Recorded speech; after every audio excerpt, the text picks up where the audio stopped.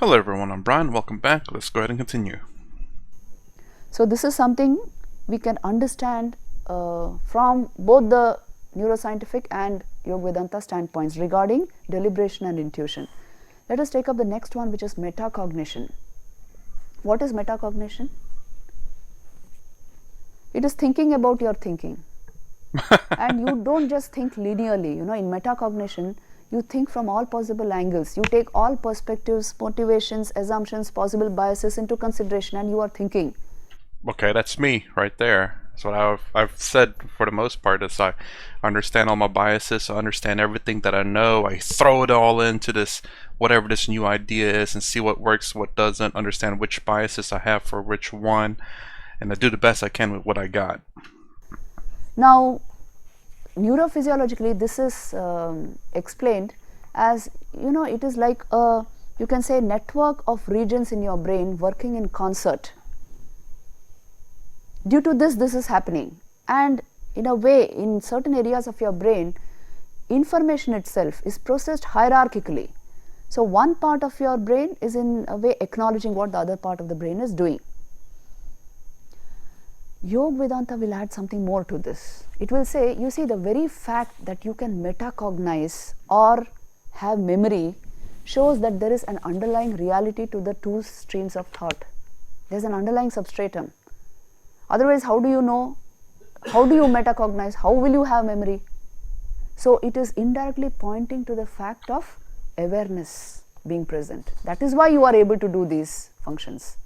That is why the brain is able to. Are you getting the point? Metacognition, thinking about thinking, unless there is a common factor to the two streams of thought, how can it be possible? This is what they are pointing out to. And something more they will add to this.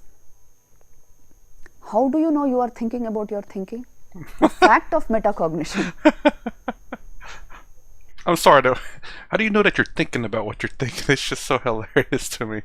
And it's actually a really interesting question. It's because you know you're thinking, because when you're thinking, you can hear yourself in the sense that you're thinking.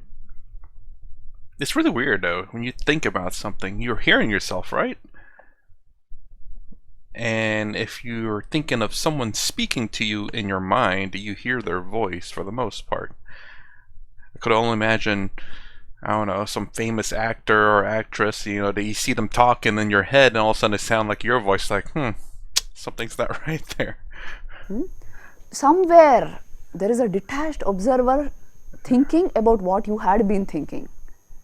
So, however you explain it, you have to understand that at the heart of any form of perception or thought is awareness. According to Vedanta, even they analyze the state of sushupti in order to derive a tremendous possibility. Why are they analyzing the state of deep sleep? What will they tell you? See, in that state of deep sleep, the mind shuts down. And that is why you are not experiencing objects, but some level of experience you have. You are experiencing the absence of objects.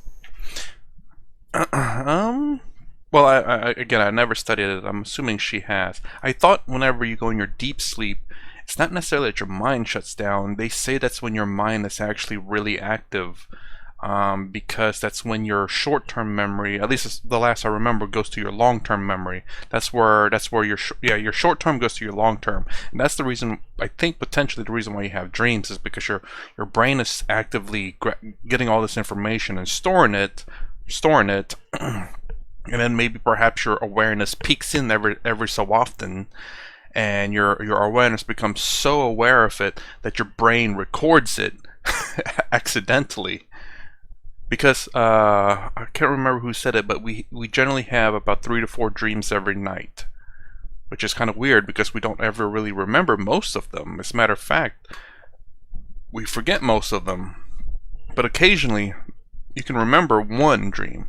Sometimes I remember 2 dreams, and but yeah, like again, so I think in your deep sleep, they call it REM sleep. That's when you're dreaming, actually. So perhaps she's not talking about REM sleep, maybe a different kind of deep sleep. Not sure. Again, I've not really studied it. I know some things, but not a lot at all. Isn't it? And you have the experience of deep restfulness. So it is still an experience, and you have been present. So it's not an inference, it is not a metacognition, it is an experience. It is an experience of absence, it is not an absence of experience. That is why it is not an inference. The entity who would later infer has experienced the absence of objects and has experienced a deep state of restfulness. That is why the study of Sushupti is so important in Vedanta. It is pointing to something far more fundamental to your thought activity. It's interesting how she framed it that way, how when you go in deep sleep, it's not the lack of experience, you're experiencing nothing. It's really weird to say, how do I say it? I can't think of a decent example, but it almost goes back in my mind to what religious people say about, like, oh, just because you don't experience God doesn't mean God doesn't exist, God is always there kind of deal, which is counterintuitive in my mind. And I still can't wrap my head around that right now. I'm trying to think about, in terms of Advaita Vedanta, I guess it makes sense. You're always experiencing things, no matter what state you're in. As a matter of fact, you're everything's Brahman, but your experience is just a Brahman itself. Now, whether you remember it or not, that's, I think, locked down to transactional reality. Brahman's absolute reality. So transactional reality is when your memories and everything is there. Brahman doesn't remember anything. Why? Doesn't need to. It is pointless to, really. It is as a matter of fact, it is part of your memory, but is unaffected by it, basically. So anything that you remember is part of the transactional reality. But to say, man, I kind of lost my train of thought there, but can you experience nothing? You have no memory of it. In terms of Advaita Vedanta, yes.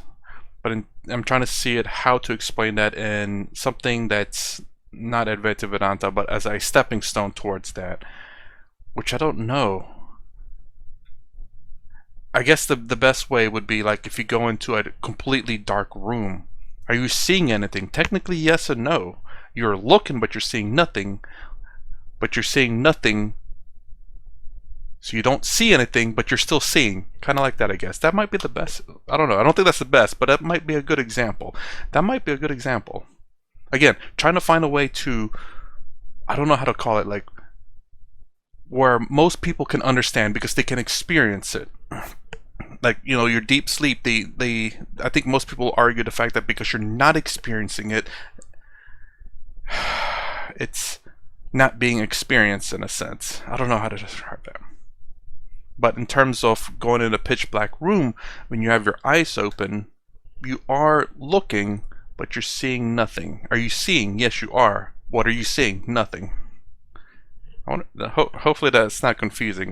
This stuff is pretty deep in a lot of things, and me trying to translate it makes it a little bit more confusing. But I do understand it. Again, I always try to in some sense translate it that will be understood by, I guess you could say, the transactional reality in some sense. Isn't it? So that's how you see you can combine subjective and objective sciences in studying any single activity of your brain. They have more and more insights to throw. Let's go to the next one, what is called social cognition.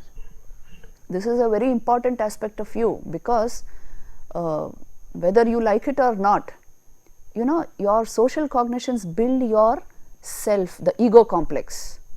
You are perceiving yourself as you are being perceived. This is your sense of yourself, usually. To an uninvestigated mind, this is the only sense of itself which it will have. What others think of me is what I am. So the social cognition aspect of the human brain is very important. This is supposed to be the default network of the human brain. You know, always it is very sensitive to social cognition. And social relationships, that's why, play a huge role here. Social knowledge itself is processed very differently compared to non-social knowledge in the human brain. See, this is an important neurophysiological point which you should understand. So what is the meaning of social knowledge?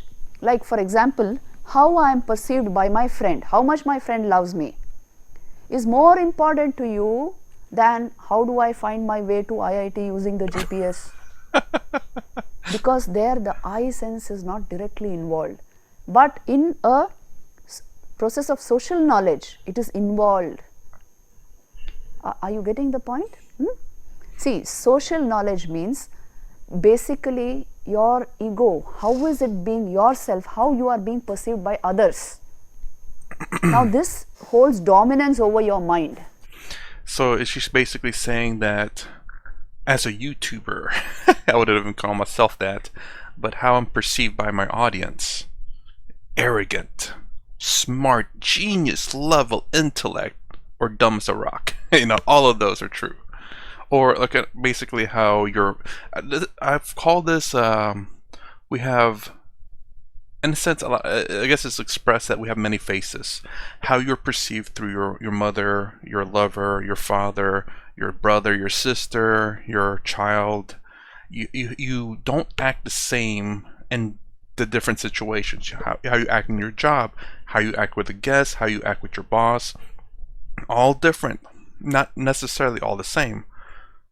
Although some of us, we have a general, how do I say, a general act between everyone, kind of like a starting point, and from there our acts change. Some people are very sensitive about words or whatever, certain words or whatever, so you don't act that way towards them.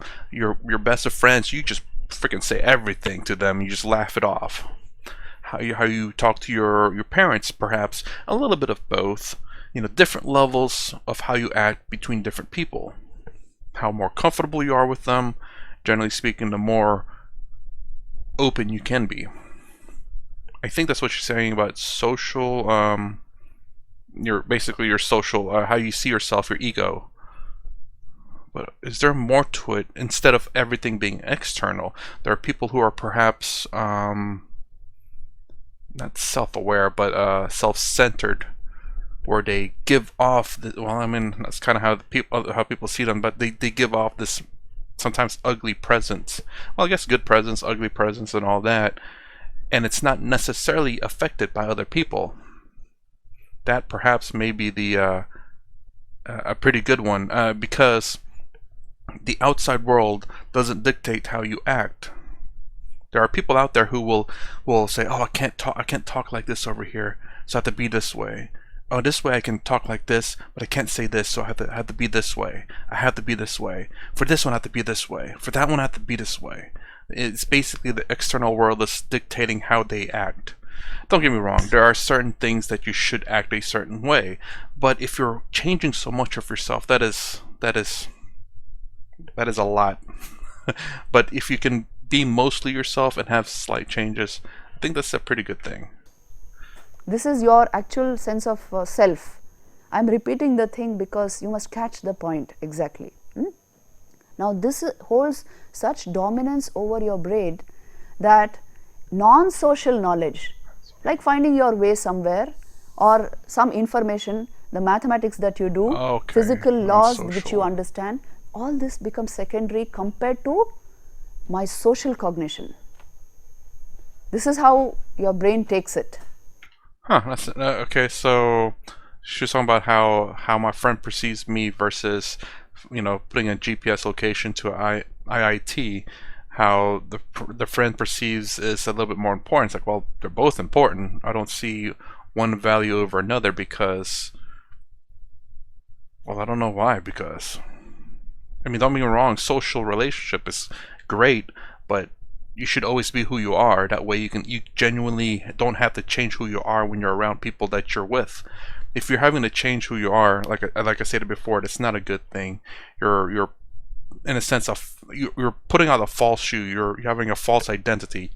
Even though I know she's trying to say that the ego is false identity, but the problem is in I guess in Western society, there's not only that false identity, but there's another false identity is how you are acting differently among different people. So you have this false, you have Brahman, your ego, I wouldn't say your true self, but it's one layer behind. So your true self, there's this ego, the first layer, I guess, and then the last layer, which is how you act from different people. then here's your true self, and then your Brahman. But basically there's this another layer of falseness, another ego layer that you're adding onto it, and that's becoming, I think, a problem. Interesting how she says that. Or I perceive that from that. Why even social pain, suppose you suffer an embarrassment or somebody insults you, that is equivalent in neurochemical intensity to actual pain of getting beaten or getting tortured. It is equivalent in neurochemical intensity to that. I've heard why? That. It's really weird. This is the way your brain takes it. That is why social cognition is such an important aspect of you. It is important to understand it. Now, Yoga Vedanta also understands the validity of this, because as long as the self is not recognized, you are functioning as an ego. The ego complex is very active and it is built on social cognition. So, understanding this, it survives on networking. That's why mental networking, your concept of yourself is what others are thinking about you. This is the normal uninvestigated mind's condition.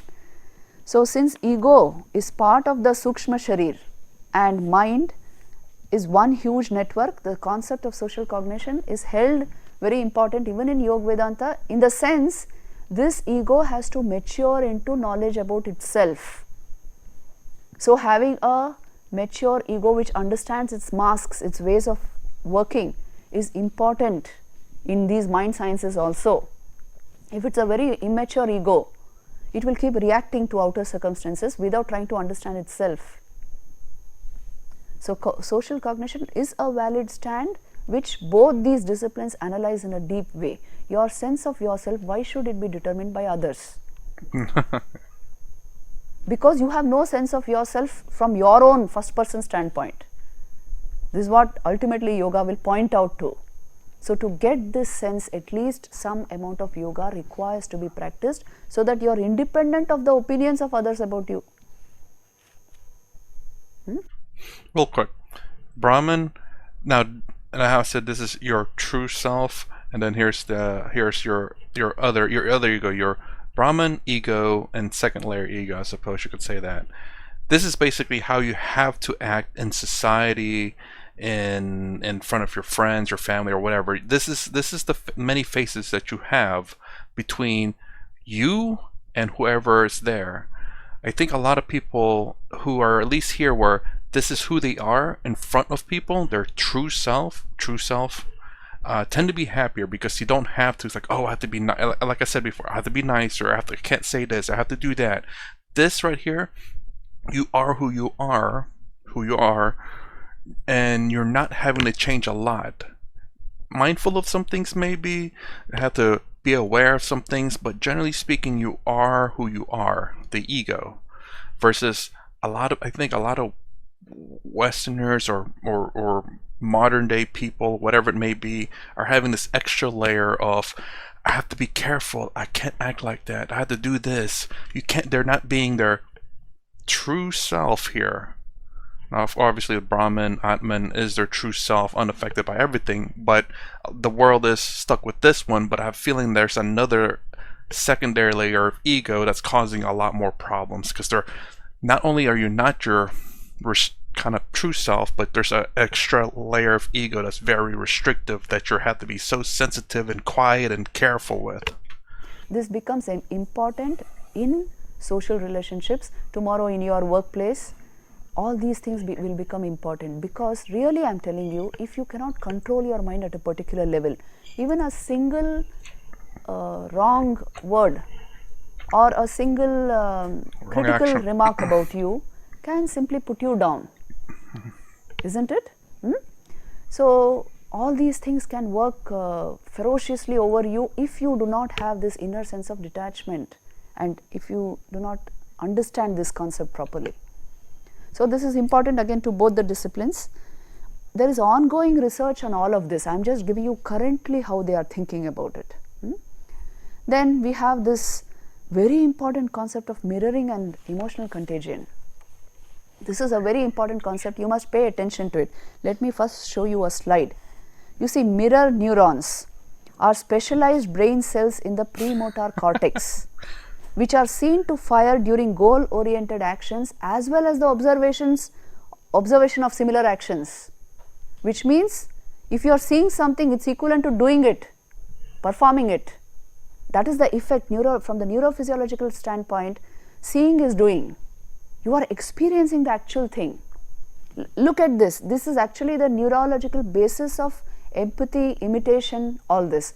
You see, a small baby, look at the picture there, it will simply imitate what the other person is doing because the mirror neurons in its brain are actually catching that emotion and it will mirror it perfectly without any training, without thinking. This is the capacity of mirror neurons in the brain. What the implications of this are: response is similar for performing the action, witnessing the action and hearing about the action. And that is how mirror neurons enable empathy, skill building through mimicry as well as vicarious experiences. That is interesting. So, response similar to performing the action, witnessing the action, hearing about the action. Mirror neurons enable empathy, skill building through mimicry, vicarious experience. I do wonder if this helps, kind of like, kind of like when you watch people do something. It's like, oh, I can do that. But it's interesting. So if you watch someone do something, then you can kind of mimic the performance and having some level of experience. So, if you watch someone jump over like a very long gap, you get the idea. It's okay, I need to run really fast, I need to duck down, squat, and then lift off, jump off, as opposed to just going there completely blind. I guess it's also, again, another potentially a survival skill. It seems like it, especially empathy. And if by watching it, it helps you perform it better, which is true. We watch a lot of how-to videos on YouTube. I certainly do. And watching it, I study every movement that you do just to make sure that I get everything right, because I don't want to mess up. Interesting. Some more information let me give you on this. See, observation of an action due to the presence of mirror neurons automatically triggers its simulation. Thus, mirror neurons provide a neural basis for all empathetic processes. The mirror neuron system is active when a person performs an action as well as when he only witnesses an action being performed. In essence, this mirror neuron system explains why a person may wince when he sees another person being beaten. You have experienced this? Somebody is suffering something, but you also feel very shaken. You saw a very beautiful scene in a movie. You feel a happy state of mind. I guess men can kind of relate to this. Whenever you see someone getting kicked in the nuts, every guy I know always flinches. Sorry. Whenever she said that, you see someone getting beat up, you kind of flinch. It's like, oh, I know what you're talking about now. When a guy you see in a movie, show, or in live just get kicked in the nuts, you kind of flinch a little bit. In fact, the fact why you have gone to a movie is to experience the emotions going on there. So, it is due to the activity of your mirror neurons. It explains empathy, actually. And so, from the neurophysiological standpoint, perception is actually performance. Isn't it? From the neurophysiological standpoint, you are experiencing the thing neurophysiologically. So that is why they say emotional contagion is so very important. Emotions are contagious, they are influential, and there is a literal correspondence between the brain processes occurring in different individuals via mirror neurons. There is an actual correspondence. Somebody feels very bad somewhere, it will affect you in some way due to this mirror neuron effect. So, now this mirror neurons have been deeply understood in yoga psychology also. They have not given them the term mirror neurons. But the importance of, I always told you, the senses, the intake through the senses decides the nature of your mind. It will decide the content of your mind. Why? You will mirror what you have been seeing. After some time, it becomes part of your being. So, this is based on, you see, you have the perfect neurophysiological correlate for this aspect of your being, this aspect of your experience through the mirror neurons. That is why careful ways of living. You can either use your mind as a gold mine, you can make it a gold mine, or you can make it a dustbin. You can make it anything. In our culture, there have been a number of stories on this. You see, let me tell you a story here for you to understand. If you keep focused on right things, you know, you will actually become like that. There was a prince whose father had a huge kingdom, and this prince was growing up. He will become the next king. The only problem with this prince was he was physically very weak. Very, very weak. He looked like a small boy, and no energy, and very thin, and not putting up weight, and nobody could find out what is the problem with him. They tried all sorts of Ayurveda and whatever was available, but nothing worked on him. So the king was very worried. How will this boy manage this kingdom tomorrow if his health remains like this? So he called all the courtiers, he called meetings of the doctors available at that time, all that. And then one wise courtier advised him, you see, you just make a huge image of Hanumanji and put it in his room. So after 1 month or so, huge idol of Hanumanji was put in that child's room, in the prince's room, and every day, because he was already of a devotional nature, he would see, and he would, that the impact of that image on his mind, you see that well developed muscular body and absolutely strong biceps and the look of confidence and devotion on the face, all this affected his mind so much that within a month's time, after this, his health started improving. His health became better and better because he looked upon him as the ideal. The impact on the mind becomes such by your exposures, by whatever you, that is why, you know, role models become very important. They actually change your neural chemistry, and through the mirror neuron effect, they will change your behavior. What do you take as your role models? What do you adore and value in life? It is tomorrow you're going to be like that. That worries me. What do you adore and value in life? I hear, like, if you listen to, I guess, certain American music, not exactly great messages. The idols that we have, some are good, some are bad. And I think they tend to lean towards the bad, the younger folks. Not good at all. So all this becomes very important due to this mirror neuron mechanism of the human brain. This is so widely spread, and the boy actually developed the characteristics of great physical strength. He developed a wonderful body, a strong mind. So he became like his ideal. That is why it is always said that keep a high ideal in front of you, and you will become like that. Now in Yoga Vedanta, you know, this has been a common experience with all mystics, that they feel themselves to be in others. They feel this in a very deep way, because awareness is not limited to the borders I have set. It's not limited to my skin. Things are outside my skin, but they are not outside my awareness. So when you come alive to that awareness, when it becomes a fact and a reality for you, you perceive the other person as me in another form. The same awareness functioning through another body and mind. This is how you perceive it. So they feel a deep sense of interconnectedness and unity with all of creation. You know, this is an actual fact and experience in the life of mystics.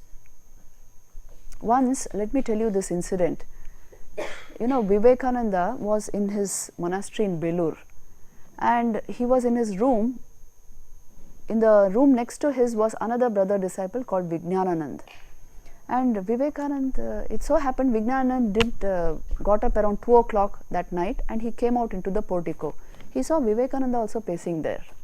And he asked Swamiji that why you didn't sleep.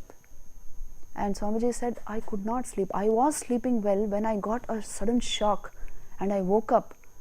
I am sure that something very devastating has happened somewhere, and somehow my mind caught it. And that time they did not understand it, and Vignanji thought it's just maybe some dream or something like that. But next day the papers carried the news that there was a big volcanic eruption in Fiji, and a whole lot of people had suffered and been killed and all sorts of problems and injuries, and that had happened exactly at the time when Vivekananda had woken up in shock. So in some way the mind can relate with every other mind in a mystical way. You see, from the brain standpoint, it mirrors the actual experience of others. This is really the heart of the explanation to empathy. What does empathy mean? Putting yourself into the shoes of others. You are feeling the experience of the other person as if it was your experience. Unless empathy is there, you cannot actually go out and work for others. You cannot feel for others the way a great person feels. It is only due to empathy. So that is based on mirror neurons. The explanation for empathy is the mirror neuron mechanism. Is that something that's lacking in is psychotic people? I believe they lack empathy, and I need to kind of study up on that. But I just don't know what causes it. I have a feeling it's because now that she explains this, if in fact the mirror neurons is where we get empathy from, then I suppose they lack these neurons. I mean, I don't actually. I wonder what percentage of people are like this, who lack this neuron, who are not empathetic to other people. And I'm wondering if it's a growing, or it's just staying the same throughout. You know, like 1% of the population don't have this neurons, and it may seem like the number is growing, but that's because the number of people is growing as well. But per capita, it's like 1% of the world population may be lacking of this. Of the human brain. You are actually experiencing the pain or the whatever, the hurt, and so you can stand up and work for it. Now let's go to the next piece of information. Okay, actually I'm going to pause right there. I talked quite a lot in this video. I didn't mean to, but she said a lot of interesting things. Again, she's mixing both Vedanta and neuroscience here. I definitely gotta look up some more neuroscience stuff as I'm watching also Vedantic stuff, or just Hinduism in general, just because I'm not just looking up Vedantic stuff, but hopefully I make sure of a lot of things. But yeah, well, end of video, me talking now. But yeah, interestingly enough, the one thing I guess is the experiences in deep sleep. So, oh yes, I forgot the 3 states: the waker state, the dreamer state, and then the deep sleep state. So yeah, she was in fact talking about the deep sleep state and not the REM sleep, the dreamer state. So there's a state, I guess, between your waker and your dream. That's, again, Swami Sarvarpyananda said that, and I can't believe I didn't recollect that at the time, that there's this deep sleep state where you're not dreaming, but you're also not awake. And it's very interesting. It's like you are aware of it, but you're not aware of it because you have no memory of it. So that's really interesting. How do you explain that? That you're aware of something, you're aware of not experiencing anything. That's the thing I'm trying to think of. Like, because if I think you talk to someone who's not going into philosophy or Eastern philosophy, that's nonsense. And this is what I'm trying to do, is trying to understand Advaita Vedanta, understand it as I see it so far. I mean, can I get things wrong? Yes, absolutely. That's the reason why I watch many different gurus with many different explanation, and also have you guys, the audience here, leaving comments and helping me understand a lot better. Trust me, I read a lot of it. I just don't always get an email sometimes, and I try to go into the comment section and read as much as I can before I get busy with doing a whole bunch of other stuff, which I need to time manage a lot better. But anyways, yeah, so I'm trying to find a way to explain, how are you able to experience nothingness? It makes sense that obviously it's there, but we don't experience it. Do we have to experience it for it to exist? Is that the right question? I don't think so. I guess the question is, do we have to experience it in order for it to be valid? Because again, the deep sleep, we're aware of it, but we don't experience it. Is that the right word to say? The only thing, so the reason why we are aware or know things is because our brain records it into memory. I can remember what I did yesterday to some degree. And I can be aware of that. I can say, oh yeah, I remember yesterday I went to this, this, and this. But in the deep sleep state, there's no recording of memory whatsoever. And she says that your brain is turned off in a sense. It's not like she literally means, oh, someone flipped the switch in your brain. Obviously, it's not. But it's again, this is something I know very little about, which is your brain, what it does in different kinds of states of sleeps and stuff. I just know about how when you go to sleep, you have this between awake and sleep state, then your sleep and your REM sleep state, and that's it. And then your REM sleep to your kind of sleep state, which is, I suppose, those three stages: the wake, the dream, and the deep sleep. You're constantly flowing between at least these two potentially, and then this being the start or end, where you start off at a wake state, go to deep sleep, go to dream, then you go to maybe deep sleep, and then you wake up. Just some mixture between those two when you're sleeping and then when you're awake. But yes, in the deep sleep, which is usually REM sleep according to scientists, but maybe in Advaita Vedanta, deep sleep and dream sleep are two different things. So while scientists will say your dream state is your deep sleep because that's when your brain is writing short-term memory into long-term memory, that's when you sometimes become aware, or maybe where you have dreams perhaps. And that's the interesting thing, is that how come sometimes we remember some dreams but not others? And is it because our awareness just all of a sudden peaks and it's like, oh look, I see, why am I writing that to memory? I should not remember that. Scratch that, please. It's clearly not that. How? So this, again, I'm trying to figure this all out. So this is a whole bunch of, if you're listening to this, good for you for listening to all this nonsense. But the only thing I can think of, because according to Advaita Vedanta, you're always aware of everything, and then it's the fault of the brain for not writing these things into memory. So why does your brain write some things into memory when you're aware? Like when I'm awake right now, it's actually it's not writing everything to memory because I can't remember everything I've done yesterday. I know some things that are very impactful that's written into my memory, but if you ask me at a certain time frame, what was I doing at that time, or like the last time you checked the clock, what time was it? It's like, oh, I don't know. That wasn't written into my memory. So even though I'm clearly, oh, that's interesting. So even though I'm clearly aware and awake, I don't remember everything I've done yesterday.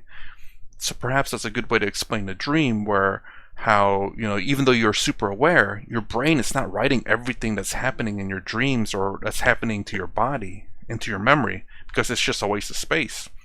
It's not important or impactful information. I mean, you crapping your pants yesterday, very important information, and your brain will make sure to write that down very hard. And anytime you think of that day, you're like, yeah, man, I don't want to talk about that one. Really weird. That is more important than your homework, than your test questions, than your exams. Oh yeah, crapping your pants, check. Remember that forever. Answers to questions, let me erase that real quick. Because clearly crapping your pants is definitely more impactful.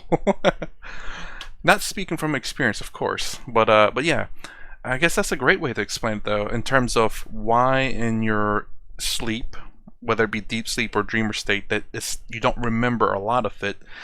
And I guess a good way to explain that is, even in your waking state, like right now, you don't remember everything that has happened. You don't remember exactly every minute of every day, excuse me, every minute of what happened yesterday.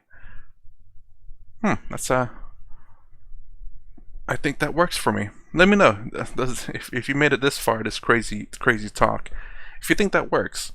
The reason why we don't remember everything in our dream state or deep sleep is because it's not written into memory, much like how even when in your waker state, you don't remember everything that has happened in your everyday basis. But I do wonder about, there are some people out there who have they remember everything, like every single thing. Now, I think they did a few tests, and it seems plausible. I don't know if I completely believe them, but that's remarkable.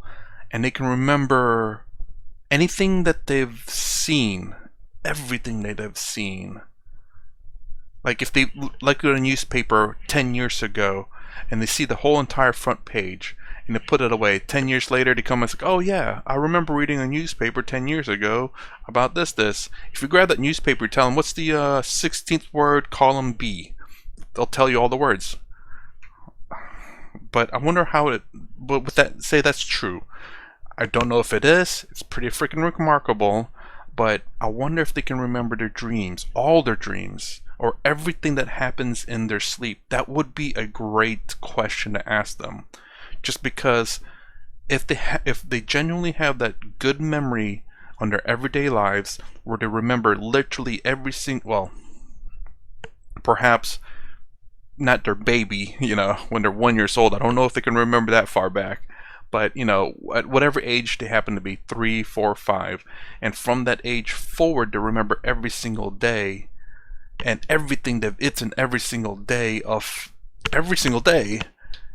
Can they, do they remember everything that happens when they're sleeping?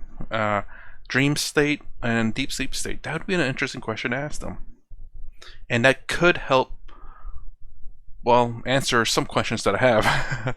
Anyways, this ridiculously long video. Thanks for watching. Part 3 will be coming out pretty soon, obviously after this one. If you like my content, please consider subscribing. Thumbs up, thumbs down below. Thanks for watching. I'll see you in the next vid.